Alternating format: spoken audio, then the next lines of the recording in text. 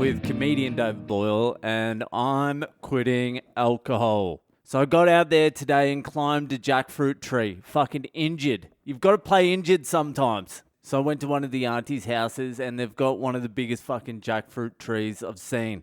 Huge fucking jackfruits in there. And I was talking up a big tree climbing game, even though I was injured. My calf's starting to feel better. My ab was still a little bit tingly. It's fucked again. But if you play injured, you don't show your opponents you're hurting. You just push through.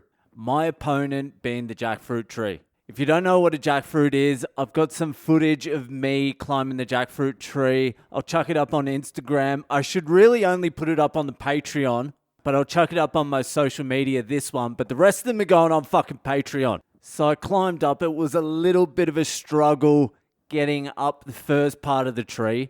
But once I was up there, it was fine. But the problem is those jackfruits were fucking covered in a million ants. And so the ants got all over me. And then when you cut the jackfruit, the stem starts bleeding out this resiny, milky shit. So I got that all stuck over me and you can't seem to get it off with anything. So I'm itchy all over. I've retorn my ab. I've got sticky glue shit all over me. And I don't even like jackfruit. It fucking stinks. It smells like a homeless guy fucking a horse. But they're huge and I thought it would be fun to do. And it was a reason for me to get out of the house. What a mistake. But at least I've captured 3 minutes of quality content for everyone. If content is king, I am Sleeping Beauty ready to get swept off my feet. That doesn't make any fucking sense. But would Seinfeld fucking climb a jackfruit tree for you? Would he? Would Chris Rock get up there in bare feet and a singlet and get attacked by a swarm of fucking Indian bull ants for your entertainment? No, I don't think so. No, they wouldn't. They wouldn't risk their lives for you. It's just me and David Attenborough doing God's work out there. This fucking shit is all over me. I don't know how I'm going to get it off, this tree jizz. And the hot water doesn't really get hot enough here for me to be able to scrub it off. I haven't had a hot shower since I've been here. Not that the water's cold either. It's like warm. I would actually prefer it to be colder to cool me down a little bit. But what can you do? Anyway, I will chuck me climbing up the jackfruit tree on Instagram and the social medias. I'll chuck it up on the Patreon too. I think there's a few of you on the Patreon who don't use social media, so I'll chuck it up there too. So go check that out. All right, it's Fucked Up Friday time. So Fucked Up Fridays, I take a break of telling my fucked up stories and read out a story sent in by the listeners. So if you would like to send in a Fucked Up Friday story, just send it in to my social media. I'm Boyle Comedy on Instagram, Facebook, and Twitter. Email me on boylecomedy@gmail.com. Or, for those of you who have subscribed to the Patreon, just send your story directly into the Patreon because you're a VIP member. And if you'd like to join the Patreon, the links to the Patreon are in all my bios. Or just message me and just say, Boyle, I never got to have a drink with you, but I want to buy you a beer every month. How does that sound? It sounds good. Good. Anyway, let's move right along with this week's Fucked Up Friday. This week's Fucked Up Friday was sent in all the way from St. Louis, Missouri in the US of fucking A. And the gentleman involved in this story wants to remain anonymous because he's a fucking suit. He's got a job in the corporate sector. A little bit of a change of pace for these Fucked Up Fridays. Anyway, let's get to it. So this story takes place in 1990. We've got a youngster here in St. Louis, Missouri and East St. Louis.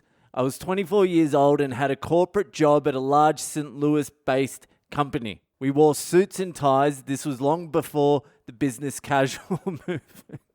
The business casual movement? Yeah, there was the civil rights movement, there was the women's rights movement, and then there was the business casual movement. These revolutionaries undid their top button and untucked their shirts. The business casual fucking movement. Back in these days, happy hours were a regular part of work life, particularly on Thursdays and Fridays. These were good old-fashioned happy hours, discounted drinks and food. On this one particular Friday night, 7 of us from work went out and hit a downtown bar for happy hour. This group included my boss, who was around 40 years old, as well as a very attractive co-worker, Stephanie, who I had a flirtatious relationship with. He fingered her on the dance floor. He fingered her on the dance floor during happy hour. She was the hot older woman in my eyes, though only 30 years old. She was hot too, not just in the older woman sense. I do remember when I was younger looking at 30-year-olds going, what are you even doing out of the house? Get back inside. Now I look at 30-year-olds and I'm like, you've got so much life ahead. Go out there, live it. Where were we? I had heard recently that she was separated from her husband, which made her even more intriguing. There was good vibe in the air as we pounded drinks at that first happy hour stop, which was a walk from our office. Part of this vibe was driven by my boss, whose wife and kid were out of town. He was looking to unleash. After a couple of hours at the first stop, someone in our group said, let's go to the east side. Those words mean nothing but trouble in St. Louis, but we all enthusiastically said yes, and we piled into my boss's minivan. The east side meant East St. Louis, which is a misnomer because it is actually Illinois, just across the Mississippi River from downtown St. Louis. There were a few bigger bars over there, sort of rednecky nightclubs, but with a mix of people, some suits like us, some farm boys, some labor types, some urban punks. The place we went to had multiple bars, lots of space, a dance area near the bar, and a DJ-led music. Stephanie and I started dancing. Am I right?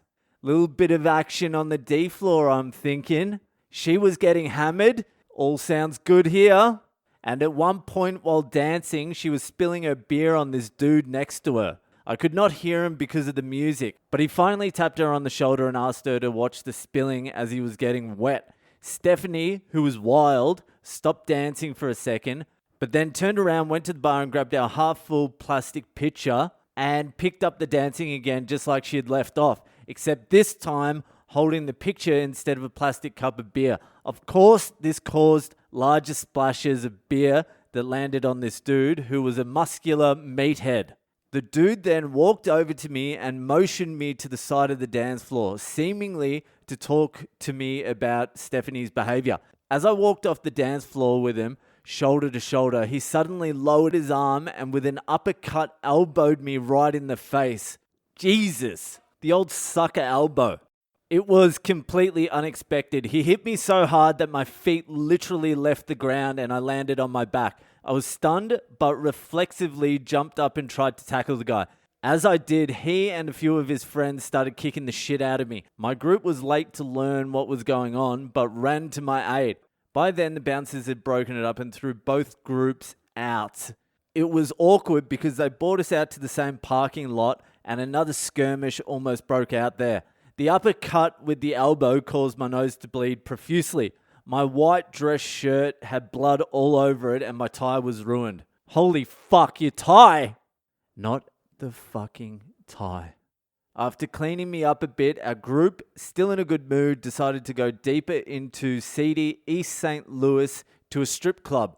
For this corporate group, a mix of male and female work colleagues, going to a strip club was certainly unique. After settling into our new spot with some drinks, suddenly my name was being called from the stage. It turns out that my colleagues bought me a fancy lap dance. This one was not ordinary. I was tied up to a chair and the two girls giving me the dance pulled my pants off. So I was down to my boxers and my blood-stained dress shirt was unbuttoned. My colleagues were hooting and hollering at this, and after I got off the stage, we all kept drinking and drinking. Thankfully, there were no phone cameras back then. My career would have stopped dead in its tracks.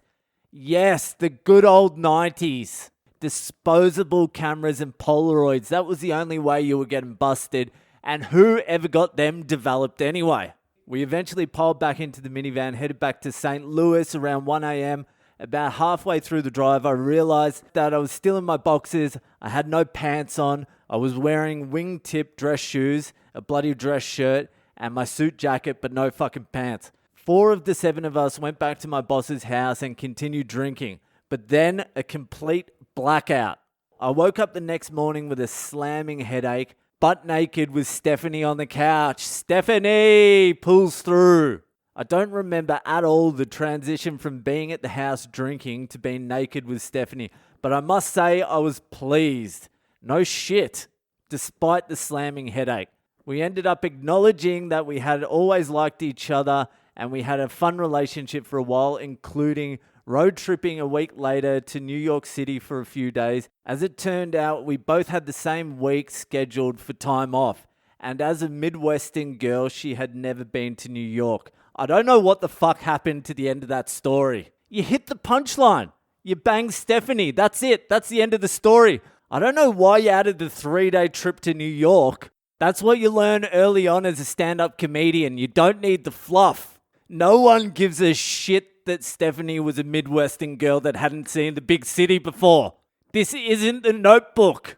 Either finish on the punchline or tag it with an STD. But thanks for sending in the story. I fucking enjoyed it, except for that last little bit where it just went off the fucking rails. But thank you. Enjoy your weekend, and I'll see you the fuck later.